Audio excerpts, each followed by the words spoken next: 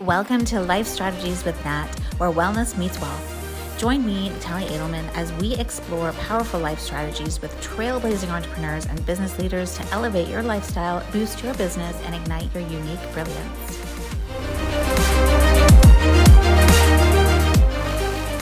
Hey everybody, we have Dave Thompson back, co-founder of Mindful Warriors, to talk about the difference between dry fasting and water fasting. He was on a few episodes ago, and we were actually just talking about what fasting is and what the benefits are. So I'll put that episode around here somewhere so that if you need that reminder, you have it. But let's get into, maybe we could do a quick recap of fasting, and then, the difference between dry fasting or water fasting. What is the difference, and what are the benefits around it, and why should you maybe think about, or why would anyone want to think about sort of trying either of these? Okay, perfect. So fasting, just the concept of fasting is basically not eating for a specific period of time. There's a couple different things. Intermittent fasting usually is anywhere from like a 12 to 20 plus hour window where you just don't eat. You can consume water, black coffee, plain tea, things like that. And then you have prolonged fasts that are usually around that 24-hour mark and more. So you're restraining from, or you're refraining from eating for 24 hours or more. A lot of great benefits with prolonged water fast.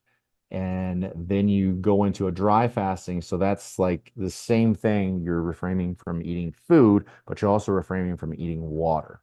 Um, so both have their own benefits. Both of them, like a 70. So a lot of research is suggesting now, and a lot of the studies are showing like a dry 12 to 18 hour or 12 to 20-hour dry fast is basically equivalent to a 36 to 48-hour water fast.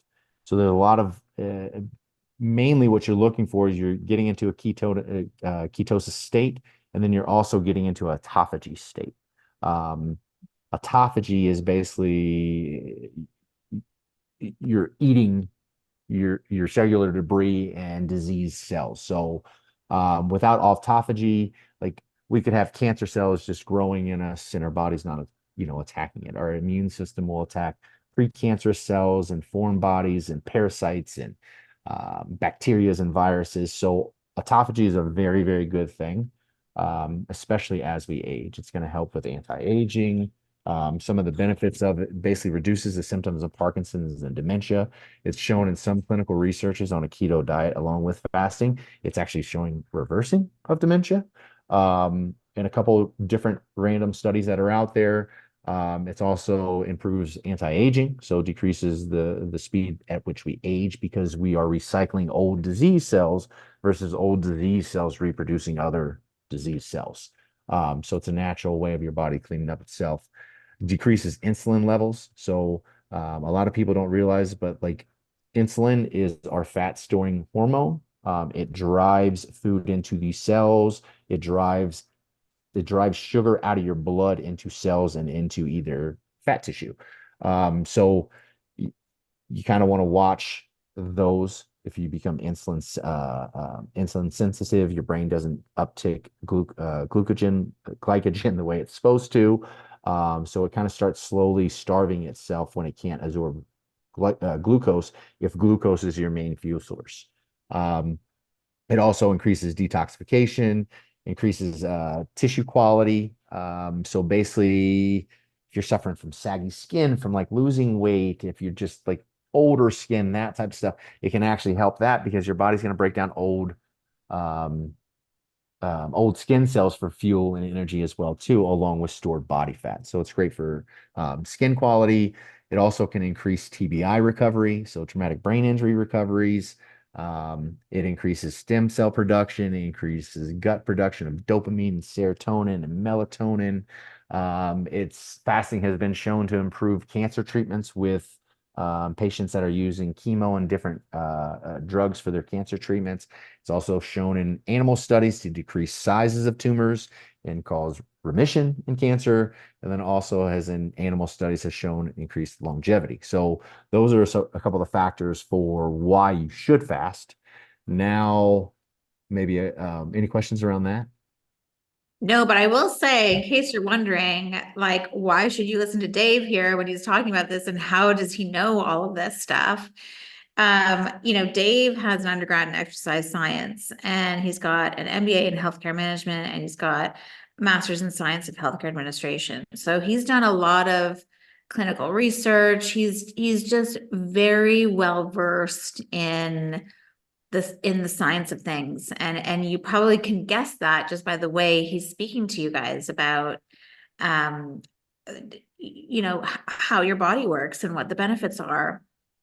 And I love having you on, Dave, because I think people just want a refreshing approach or like a refreshing dialogue about, health and well-being. And I think too much in the media, they're kind of just after clickbait stuff and they're not giving you the whole picture, or they're just focusing on a little piece of it, but they're not actually considering the whole thing. And so that's one of the reasons why I just love having you on here, because you're straight talking, you say it how it is, but you also kind of incorporate and not dance around certain things. You're just like, this is how it is, and this is how I know this, and you reference, studies. So thanks for just that refreshing approach, first of all, before we continue.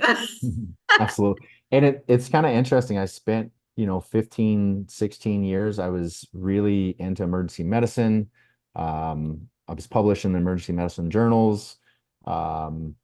And it's still a study that's being used today, basically ranking emergency medicine or emergency medicine hospitals on their actual outcomes. So, Mhm. do they live or do they die, right? Type of thing going through a hospital. How do they rank against national averages and those types of things? So, I've gotten to see basically what we deem as traditional healthcare, which I've now moved completely away from. I was submerged in it 15, 16, 17 years of doing this, and I walked away because it's not healthcare to me, it's sick care, right? Like everything that I talk to you about is something that you have to do.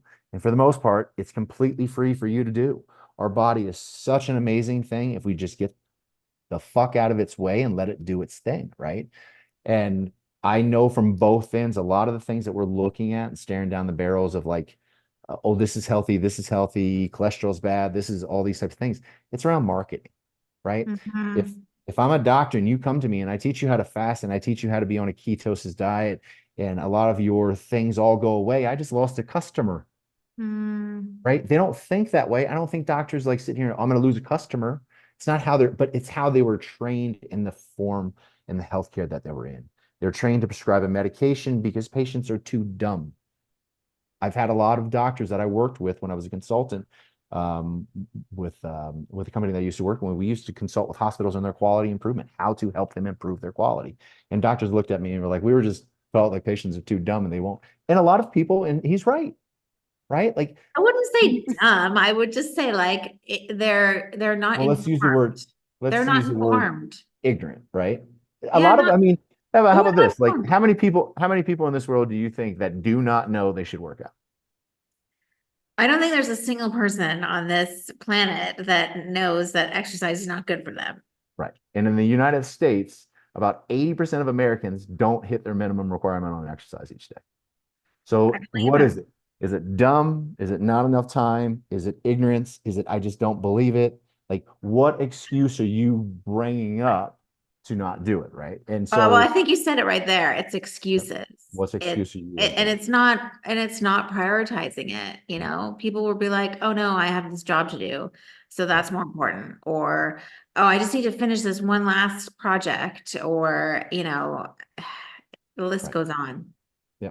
And I think, like I said, I think there is some truth to that training. Like patients are like, they're not going to comply. Here, give them this, right? So I do think Hmm. there is some there.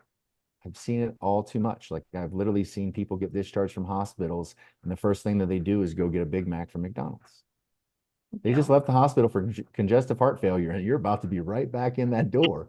So, it is to the point of where I don't know what it is. Is it an addiction? Because I do believe food is the most abused drug on this planet. It is the most addictive, abused thing on this planet. There's nothing else out there. Everybody's got to eat, right? Mhm. Um, what's number one thing when you're depressed or down? A lot of times we turn to cabinets and ice creams and Mhm. freezers and candies on shelves. So it is one of the most addictive properties out there. I think sugar is the most addictive thing on the face of this earth. So Yeah. kind of back to where you were at, I've gotten to see both sides of it. I've gotten to see inside the inner layers of the healthcare system in this country. And I know it's not healthcare, it's sick care. There's no way that you can tell me that you're going to send somebody out on another medication out the door and call that healthcare. It's just not. Like Yeah. healthcare providers should be trying to figure out a way to get patients off medication if at all possible. And I Mhm. do believe for the most part through fasting, through maybe changing the way that you eat your food, cutting out certain things, like you can heal a lot of our illnesses and a lot of autoimmune diseases. So I've gotten to see both sides of it. I've gotten to see me following the healthcare system and being sick, right? Like I I think before we even talked, but like in 2011, like I almost walked off a building. I was just so miserable. Like people thought I was in great shape. You look great. You do this, and I like in a mirror, I did look okay. Like inside though, I was completely trash. Like I was a trash panda. Yeah. I was taking 6 or 7 different medications to get through the day between anti-inflammatories and muscle relaxants and pain pills and not sleeping well, sleeping pills. And then one day I was like, I'm done with this. Like I can't do this anymore. Like this isn't going to be the way that I live. And called out of work and literally said, hey, look, I'm taking a mental health day. And they're like, you all right? You're going to be in tomorrow? I was like, we'll see. Like I remember I said it with a smile on my face, like tear in one eye and a smile on my face. And I said, we'll see. And so that day I just started diving into a lot of this type of stuff. And I really found like most of the stuff that we've been told, and this is where the ignorant piece comes from, and or the dumb piece, and not being able to think on your own and sort of step out the box and say, hey, look, like there's not a chance frosted mini wheats are healthier than a steak, right? Like because we Mhm. got studies like this. Tough University produced a study that said M&Ms are better than eggs, butter, and steak, but it was funded by by Billy G and his foundation. Um, so I believe a lot of the things that we see with food and nutrition and stuff like that, it's all marketing to sell you something. It's to sell Mhm. you a supplement. It's to sell you those types of things. I literally think if you're suffering from, I really think 80% of the things that you suffer from, if you just stop, if you change the way you ate and started fasting regularly, you can make a complete difference in what you do. So that's why I'm so big on fasting. Fasting was the first thing that I got into when I really needed to like flip everything out. I threw all my drugs away. I threw all the processed food out that day. I started doing an intermittent fasting schedule, and then I started switched into like a paleo style diet. I've now since switched away from that into more of a carnivore style diet, like really kind of tip of the spear keto diet. Is kind of like I look at it, but fasting was the foundation to get me back healthy. My arthritis disappeared, my brain fog disappeared, my just a little bit of retaining water, extra weight. Like I said, I didn't look bad, but like I still had water that I was holding on to that I didn't need. Um, joint pain disappeared, stomach, resolved better. I slept better. It was just enough for me to kind of start my path. But I always felt amazing when I fasted. And I Mhm. would fast. And while I was paleo, I fasted for about 4 or 5 years while I was doing paleo. And I just remember sitting there, I'm like, I'd just rather stay fasting. I feel Yeah. so much better than when I eat. And then I figured out like I had kind of a plants don't agree with me. So once I cut plants out, like my entire issues with like stomach health and that type of stuff pretty much all resolved. So Yeah. um, that's why I always lean back to fasting as one of like it really is a superpower of ours. And all it does is it literally requires you not to spend any damn money to stop eating.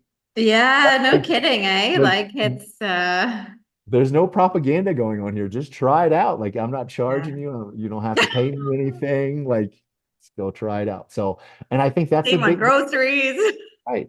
That's why a lot of people I think don't talk about this because it's really hard to monetize. Like, how are you gonna?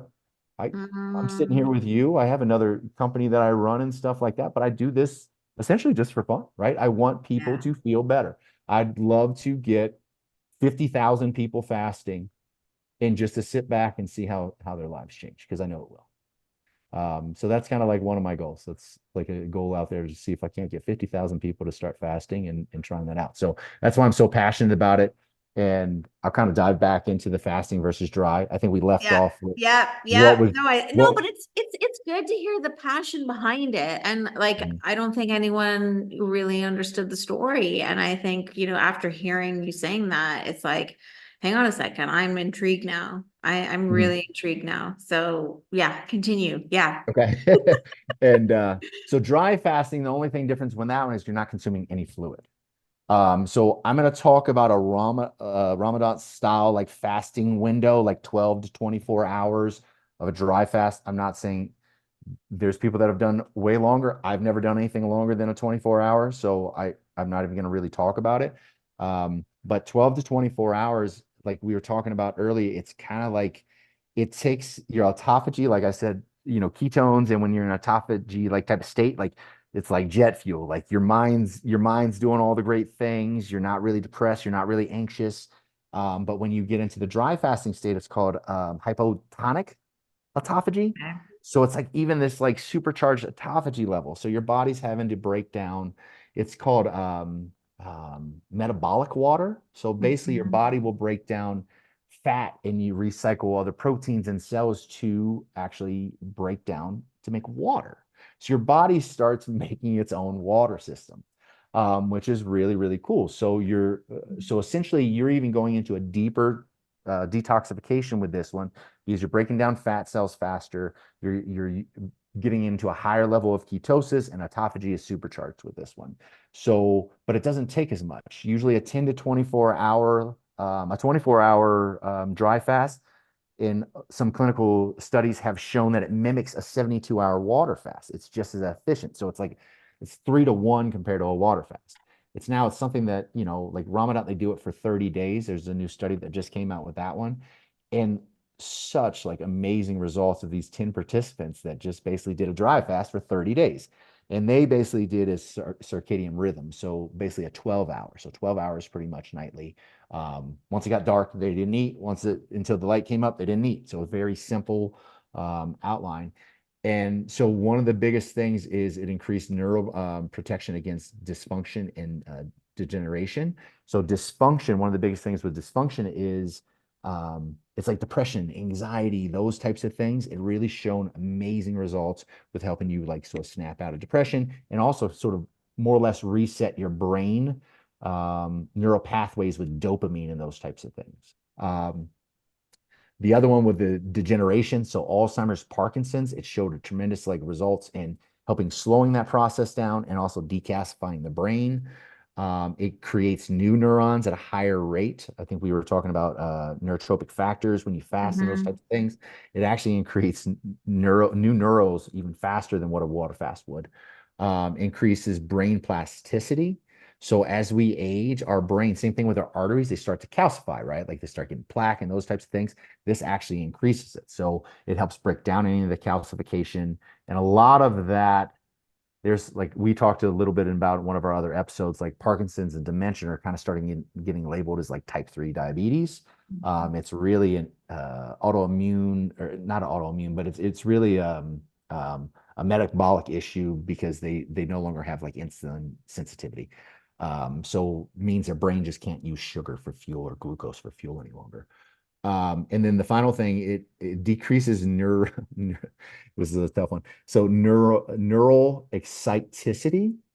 Um, so really good for like ADD, ADHD, different things like that. So um, our brain cells can become easily excited. So it just helps us actually have a calming effect onto our brain and it increases clarity and those types of things. So really, really fascinating, like just the multiplications from a dry fast compared to a water fast. So I still do water fast.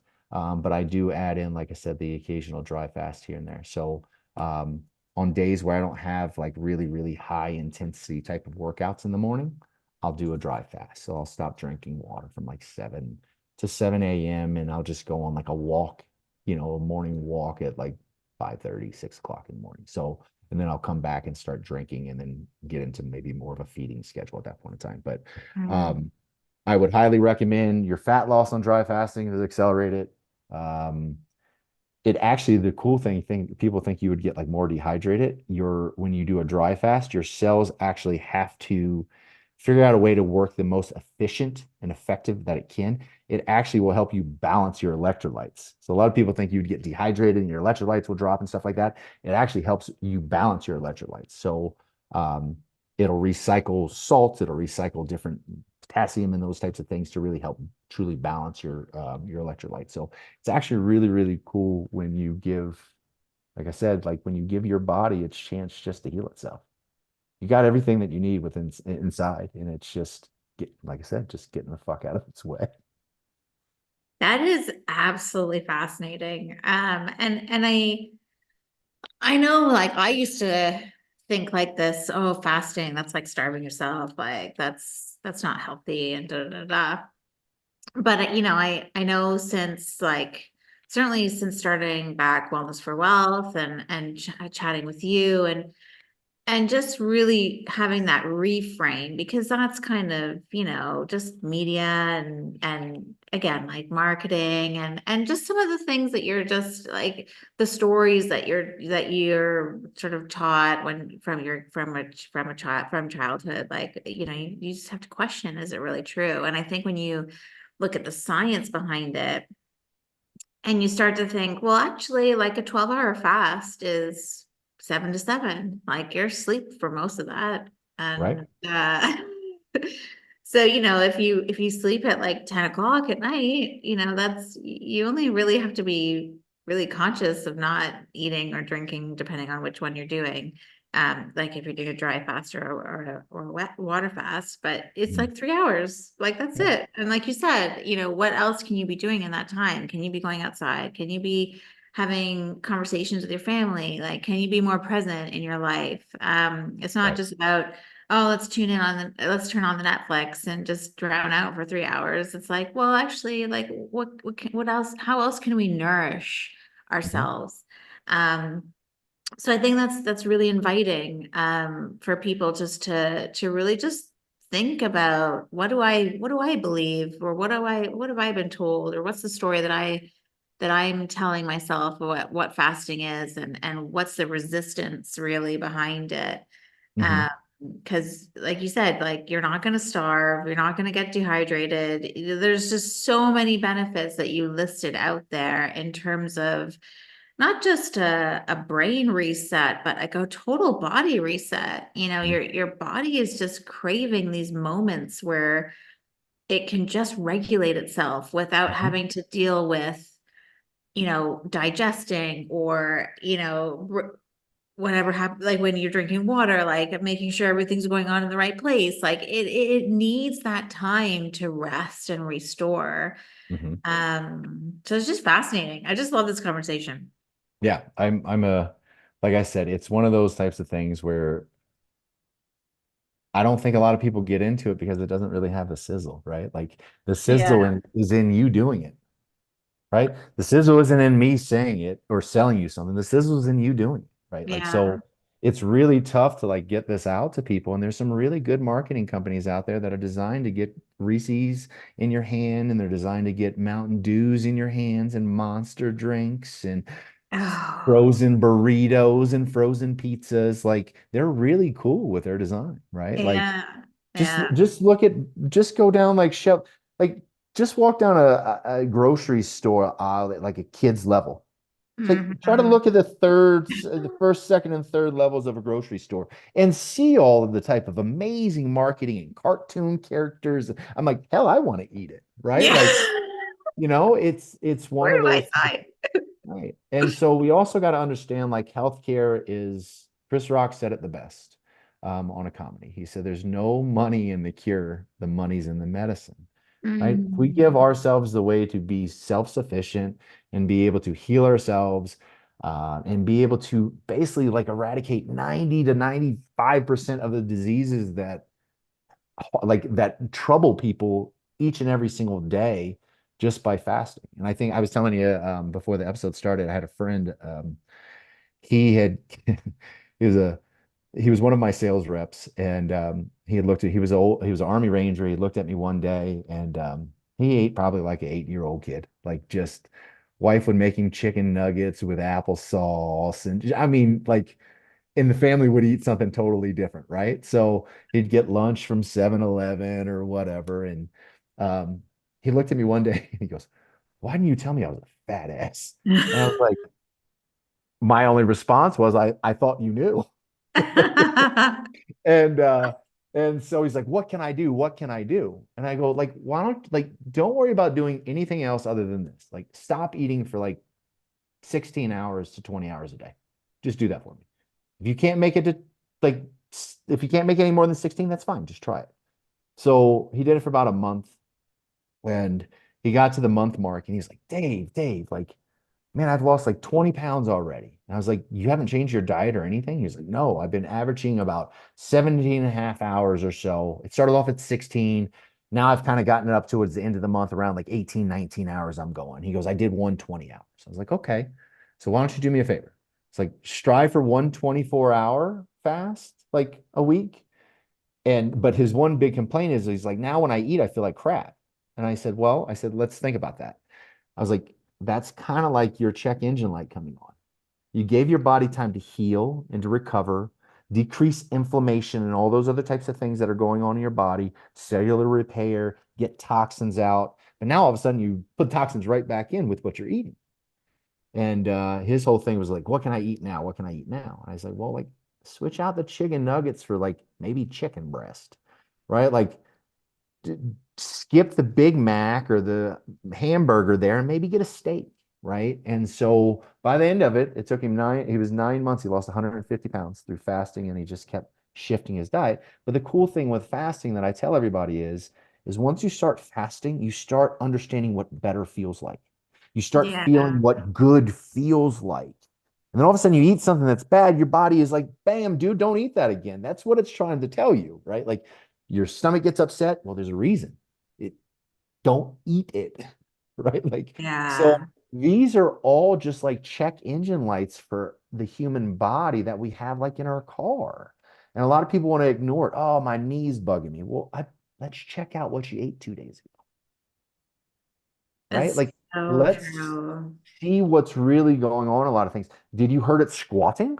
Or did you just wake up and your knee started hurting? Well, it's reason because you got a bunch of inflammation in there because of maybe what you ate the day before or 2 days before. So Yeah. it really is, like, I think the fastest way of getting to feeling better, while still being able to eat. Like, I'm not saying don't eat. You're going to still eat your food, but you're going to eat it in a window versus eating it all day long, like nothing, right? Your insulin levels are always high, your blood sugar levels always high, your body's always in this like low level chronic inflammation state. So fasting helps you get out of it. Like, fasting will take somebody out of like an arthritic patient will feel much better if we put them on a 24 to 48-hour fast, but their symptoms will come right back if they eat it. Mm. So like like it's fascinating when you sit there and you have those types of like just, I mean, it's A, B. It's very simple. Like, it's not complicated. I also love fasting because it's, once again, another thing. It's simple. I don't Yeah. eat from those. I don't have to pack food for lunch or breakfast. Like, I'm not sitting here trying to get breakfast done while I'm running out the door or something in the morning. Super easy. My mornings are way less stressful, right? Because I'm not sitting here trying to force feed myself before I run out the door. So I have one thing because I mean, what do you tell people, or what do you do when you're like you feel hungry? Like, do you So kind of, yeah, tell me about that. so when you feel hungry, you have a hormone. It's called ghrelin. Ghrelin is a basically it operates a lot with IGF-1 factor, growth hormones and stuff like that. But ghrelin is like your basically your hunger hormone, basically telling yourself you're hungry. So ghrelin usually arises right around the times when you normally eat. It's habitual, right? Like Oh, get a little hungry in the morning. Oh, it's about around lunchtime. I'm starting to get a little hungry. Oh, it's dinner time. I'm starting to get hungry. It's just your body's natural reaction. You will get over that ghrelin phase, and ghrelin will not have the same type of impact on you when you do go through those types of things. Now, I'll tell you what I eat when I do eat, and if anybody thinks I'm starving, you guys can check me on it. But so I eat on a minimum, usually it's going to be about 2.5 pounds of red meat a day. So I eat ground beef or steak or roast or something along those lines. I usually eat grass-fed, grass-finished cows. So it's all they do is eat grass, no antibiotics, free ranged. I will eat about 8 eggs, so free range eggs. And then I will typically have um, on some couple days a week, I'll have a little bit of honey. So I'll have maybe like 3, 4 tablespoons of honey. But usually it's between 2.5 to 3 pounds of red meat and about 8 eggs a day. That's 3,600 calories. So I don't know how I'm starving. Yeah, that's a fair shout. I mean, and if anyone's listening, being like, "Oh my gosh, that's like so much red meat," da da da da. Like, I think what the message we're trying to tell you is that you got to eat what's right for you, and um, the whole concept behind fasting that I'm certainly getting out of this is you get to learn, like your body is like a laboratory. You get to learn what feels good. Just like Dave said, it's like it's learning how to feel good again. Mhm. And you will have the reactions depending on what you eat. You know, if you're a big cheese fan and suddenly you start maybe experimenting with fasting, and then you go and have cheese and it's like, oh, this doesn't really make me feel so great. Mhm. Well, then, it's just your body saying, like, this isn't really for us. Right. It And we definitely is. want to try something else. And I know at Wellness for Wealth, we do have some DNA testing that's available for you. We have a whole course around intermittent fasting. I feel like a challenge coming on to get 50,000 people to start maybe to do Definitely. a fasting challenge with all of us, but Mhm. maybe we'll do that in the fall so that you guys can get ready for it. But yeah, I think it's worth trying, and curious, if you do try it, Mhm. maybe you start with a 12-hour window. Like that Absolutely. seems the easiest for me. I honestly think like 8:16 or whatever it is. yep. So there's enough literature and studies out there that show you basically after about 7 p.m. So we're supposed Yeah. to, the circadian rhythm, we're supposed to kind of operate off the circadian rhythm. As it gets later in the evening, our body kind of starts shifting into that. Our body stops producing as much bile and our liver enzymes go down and all those other types of things that are designed to help break down food. They start declining at night so that we can get ready for sleep.